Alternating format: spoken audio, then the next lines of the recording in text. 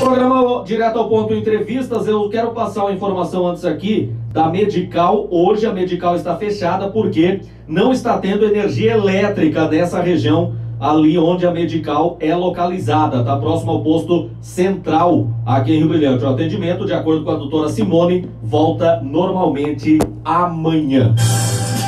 Direto ao ponto, entrevista. Gente, todas as quintas-feiras o nosso programa recebe ou o Italis, que está conosco já há bastante tempo, né, entre uns 4 anos, e atualmente aí estamos também alternando uma quinta o Italis, a outra a Aline, para tratar de um assunto aqui ligado à psicologia, eles que são formados nesta área e são parceiros aqui do nosso programa para vários assuntos. E hoje o tema que nós vamos abordar com o Italis é apego ao sofrimento. É o título do tema que nós vamos abordar a partir de agora, às 12h51, sobre o que vamos conversar então hoje relacionado a esse apego e ao sofrimento, Italis. Qual que é o teor disso e o objetivo da mensagem que nós vamos passar? Um prazer recebê-lo mais uma vez. Boa tarde. Boa tarde, Gamarra. Boa tarde a todos que já estão nos acompanhando. Aqui é o amigo e colega Matheus Perna, que também é psicólogo, acompanhando aqui no Instagram. Ao vivo aqui, como toda a nossa entrevista a partir de agora também ser transmitida o máximo possível em todos os canais aí. Nós vamos trabalhar hoje, Gamarra, a questão do apego ao sofrimento, referente especialmente a 4 razões, a 4 momentos em que eu observo dentro da prática clínica que dificulta as pessoas a se desligarem do sofrimento. Então, durante os atendimentos, claro, entenda que o que eu vou falar aqui não é somente isso, ou seja, não é somente essas 4 razões que fazem com que as pessoas se fixem, se prendam ao sofrimento, e também não significa que elas apareçam isoladamente. Então, pode ser que muita coisa aconteça ao mesmo tempo. Então, o que nós vamos trabalhar aqui é justamente isso. Quais são as razões que eu costumo observar com grande frequência que dificultam as pessoas a se livrarem do sofrimento que elas vêm sentindo? Muito bem. Quais são então essas razões aí que você observa nesses seus atendimentos, Italis? Muito bem. Gamarra e a todos que estão nos acompanhando. Como eu disse, existem quatro razões que eu observo que são frequentes. Quando a pessoa está resistindo, né? Então ela quer melhorar, mas ainda existe aquela resistência, aquela sensação de que eu não vou conseguir me livrar desse sofrimento, disso que está acontecendo. A primeira questão que eu observo é que essa necessidade de manter o sofrimento muitas vezes está relacionada à vontade de mostrar para outra pessoa que ela gostaria que aquilo tivesse sido diferente. Então, aquela vontade de, por exemplo, existe lá um fator lá atrás com o pai. O meu pai, ele me bateu porque eu tirei a nota vermelha. Então eu venho desde aquele tempo trazendo uma raiva, uma mágoa, um rancor sobre essa situação. E por eu querer que meu pai tivesse agido de maneira diferente, para eu mostrar para ele que eu gostaria que ele tivesse, chamado a atenção, mas que não tivesse batido, tivesse orientado, tivesse dito algo diferente, tivesse feito algo diferente, nesse intuito, nessa vontade de querer mostrar, eu venho carregando isso. Eu venho carregando essa revolta, eu venho carregando essa mágoa. E é justamente essa intenção. Eu quero mostrar para ele que ele estava errado, que ele fez errado, que poderia ser diferente. Então esse desejo faz com que as pessoas segurem o sofrimento, como se fosse apenas esse o recurso que ela pode utilizar para transmitir essa informação. A segunda coisa que eu observo, que pode dificultar e que geralmente dificulta a pessoa a se livrar do sofrimento, é a sensação de pertencimento, ou a necessidade de pertencimento, ou quando ela entende que aquilo faz parte da identidade dela. Vocês aí já ouviram aquele ditado que filho de peixe, peixinho é? Ou que, não, é filho de alemão e filho de alemão é ignorante mesmo. Isso trava a pessoa. Isso coloca a pessoa numa situação em que ela apenas se vê, apenas se enxerga dentro daquela situação. Então, por ela acreditar que ela só pode ser ela mesma sendo aquilo, sendo daquela maneira, ela se prende àquele sofrimento. Então, imagina que em uma outra situação a criança vai, tira uma nota vermelha e aí mostra para a mãe fala que ela é burra assim mesmo, porque ela nunca consegue fazer nada certo. Isso para uma criança, para um adulto ouvindo agora, pode parecer irracional o que eu vou falar, mas para uma criança em desenvolvimento, que não sabe ainda quem ela toma isso como se fosse uma verdade. Eu sou uma criança burra que não consegue aprender e todo ser humano quer ser aceito pelos pais, principalmente no início da vida e depois pelos outros do grupo. Então, para ser aceito, eu crio essa sensação então de pertencimento. Então, para que eu seja a filha da minha mãe, eu tenho que ser uma pessoa burra. Então, eu carrego esse sentimento, eu carrego essa sensação de incapacidade, essa sensação que eu tenho até hoje em função de não me desligar de quem eu acredito que eu seja, certo? Para eu não perder a minha identidade. Essa é a segunda questão. A terceira questão que eu observo é a vingança.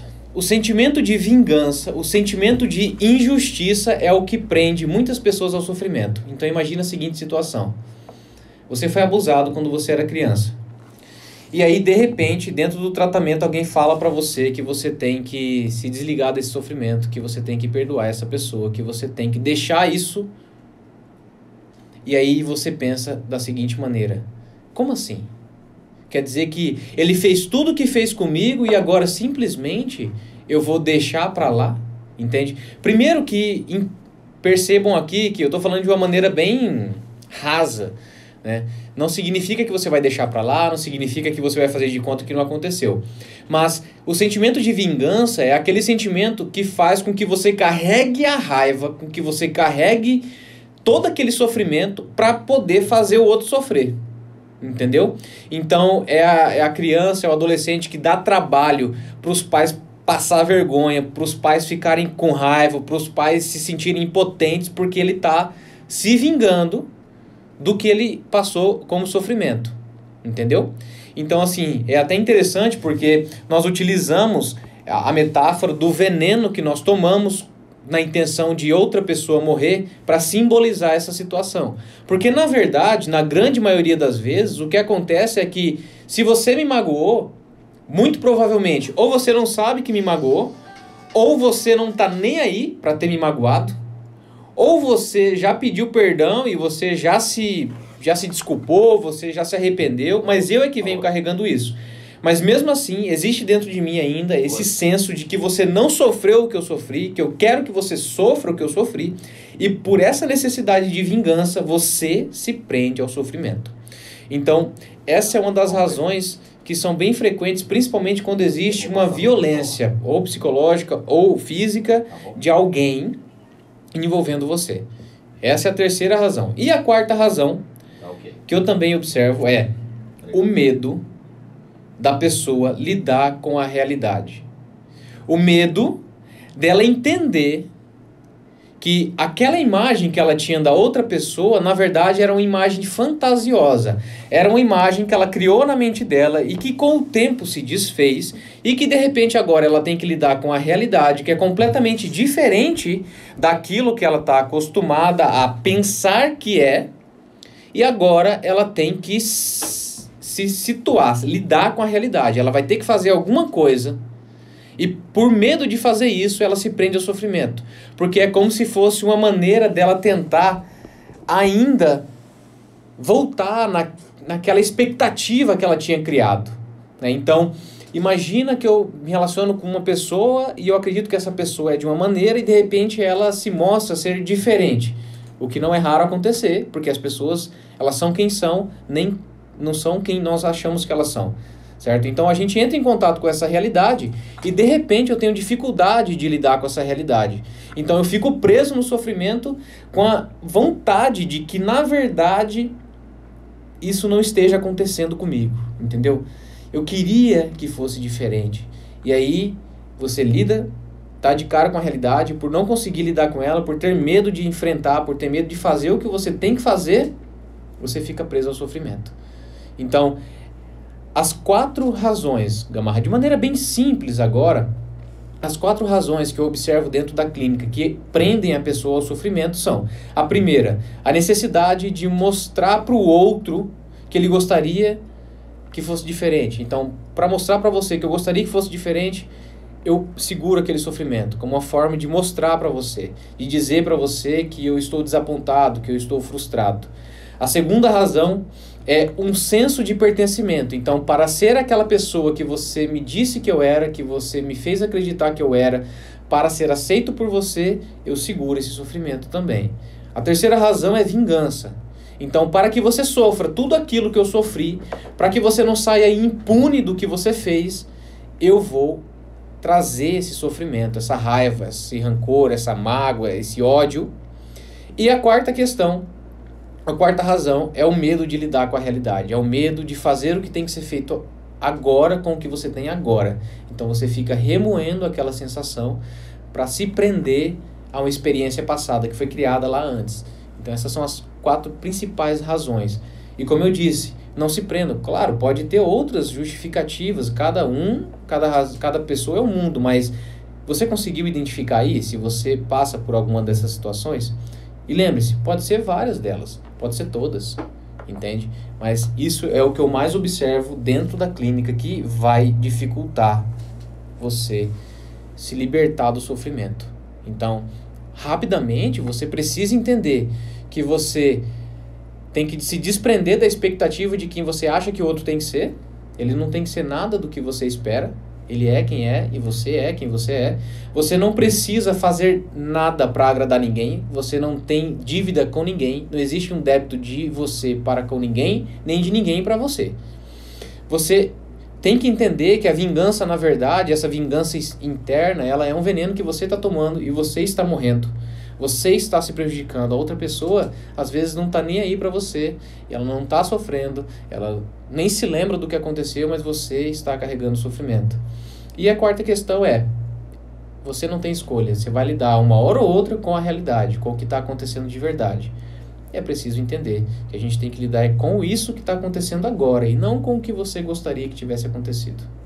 Você falou que pode variar de pessoa para pessoa, mas o mais normal é você, o mais comum lá é você encarar essas situações. Exatamente, isso é o mais comum. Geralmente, porque são casos que são... não variam muito, né? Variam de pessoa para pessoa a história, mas o contexto, né? A história, ela é bem parecida, entendeu? E as emoções, elas são parecidas. Então, dentro do diálogo, a gente consegue observar que existe essa dificuldade, assim, que é bem recorrente. Muito bem, 13 horas e 2 minutos, 13 horas e 2, aqui no programa Direto ao Ponto, nesta quinta-feira. Eu esqueci de dizer, mas se porventura as pessoas tiverem dúvidas, assim como existe a participação aqui pelo WhatsApp, o pessoal pode mandar perguntas aqui também para o Italis, para que ele possa, na medida do possível, responder aqui na rádio ou depois, no privado, né? Você também conversa com as pessoas, o mesmo que acontece com a rede social, né? Exatamente. Então, enquanto a gente está conversando aqui, aproveitar e mandar um abraço aqui para o Adriano, para a Daniela, que está sempre acompanhando a gente aqui. O Adriano, que está lá em Fátima agora, né, Adriano? Trabalhando como psicólogo lá. Um abração, cara. Sucesso. É ele mesmo, Adriano Segoff. Um abraço pro Adriano. Sucesso aí, ó. Foi locutor de rádio, você sabe disso, Opa, né? Com certeza. E o cara tem um vozeirão da pega ali, né, bicho? Verdade. Então, mas assim... descobriu agora na área psicologia também, né? Pois é, não, agora ele tá lá atuante. Pois é. Felizmente, tem uma excelente desenvoltura para a área da psicologia. Eu tive a oportunidade de conversar com ele durante um tempo aí, e ele está sempre presente aqui. Eu também estou acompanhando o trabalho dele na medida do possível que ele publica aqui. E sim, com relação a que você comentou, Gamarra, o pessoal pode mandar aí no WhatsApp da Cativa, pode entrar aqui no Instagram e participar aqui, porque como vocês observaram, aí o Adriano mandando um abraço para você aqui. Um abraço. E a Daniela, venha para Recife? Vou, Daniela. Qualquer dia Daniela desse tá aí, tá em Recife. Ela é daqui ou é de lá? Você é daí mesmo, Daniela? Manda aí. Tem uma Daniela que é psicóloga aqui, né? Não, essa aqui é a Daniela Eugênia. Ela é de lá, então. A Daniela daqui Tá longe daqui, hein? Tá longe. Longe, mas perto ao mesmo tempo aqui, né? É verdade. Então, assim, participem, mandem mensagem, que na medida do possível a gente vai conversando, de Recife mesmo. Legal. A gente vai conversando, vai trocando ideia, vai tirando outras dúvidas. E se não der tempo da gente responder aqui, ou eu posso mandar no privado, eu posso fazer algum vídeo e divulgar, né? Porque a dúvida de cada um, na verdade, pode ser a dúvida de outras pessoas. É como uma sala de aula, né? Aquele que ergue a mão e pergunta, tira a dúvida de um monte de gente que não ergueu a mão e perguntou naquela hora. Então, fiquem à vontade e não tem pergunta besta, não tem pergunta inteligente. Existe apenas dúvida. Se eu souber, pode ser que eu responda com base ou na teoria ou com base na minha experiência clínica. E aí, mas eu vou responder de qualquer forma. Se eu não souber, eu passo para frente. Eu indico quem sabe responder. E antes de finalizar aí, Gamarra, a Daniela, você acha que funciona consulta online? Então, Daniela, até funciona. É uma forma de atendimento que o CFP, né, como Conselho Federal de Psicologia, autoriza. Existem algumas condições necessárias para o atendimento. Agora, para a maneira que eu trabalho, particularmente para a maneira como eu trabalho dentro da clínica, ela não funciona porque tem muitas variáveis. Pode acabar a energia, pode acabar a internet, pode travar. E dentro desse processo eu preciso ter um controle do ambiente, da situação, do que está acontecendo. No caso da hipnoterapia. Isso, no caso da hipnoterapia, como eu trabalho. Existem outras pessoas que trabalham com hipnoterapia que atendem via online. Mas é a forma como eles trabalham, certo? Eu não gosto de arriscar, porque para quem já me acompanha, para quem já deu uma olhada aí em vídeos que eu já postei, o processo de hipnoterapia ele é intenso emocionalmente falando. Existem algumas questões que você tem que estar ali próximo da pessoa para poder ajudá-la a lidar com aquela situação. E é isso aí. Boa tarde, Sil. Italis, para quem quiser mais contato com você, te encontra aí nas redes sociais, como você falou. Isso. E também pelo telefone. O WhatsApp que eu passo, ele é um WhatsApp que você fala diretamente comigo. Então, o número é o 99664-5143. Então, quando você mandar a mensagem, você vai falar diretamente comigo. Então, se sinta à vontade também, porque eu já interajo junto com a pessoa até para entender o que está acontecendo, para saber se é o caso de fazer comigo, se não é. Às vezes as pessoas perguntam, né? E ali a gente vai conversando, porque todo contato prévio ele é feito por telefone, né? Para que a pessoa só chegue lá no dia da consulta e já chegue certa, com dia e horário marcado para poder fazer. Italis, obrigado mais uma vez aí pela sua vinda aqui no programa e já fica agendado aí nossa próxima entrevista, que será daqui a 2 semanas, né? É isso aí, daqui a 15 dias eu volto. E até para fechar aqui, então, a Daniela perguntou, caso não aconteça nenhuma interrupção, funciona? Funciona. Não posso dizer que não, porque eu já ouvi casos que funcionaram, mas é arriscado, eu prefiro não arriscar. Beleza? Gamarra, novamente, muito obrigado a todos por acompanhar, por participar, e até daqui a 2 semanas. São 13 horas e 8 minutos, o intervalinho, o Gamarra volta já já. Ótica Visão.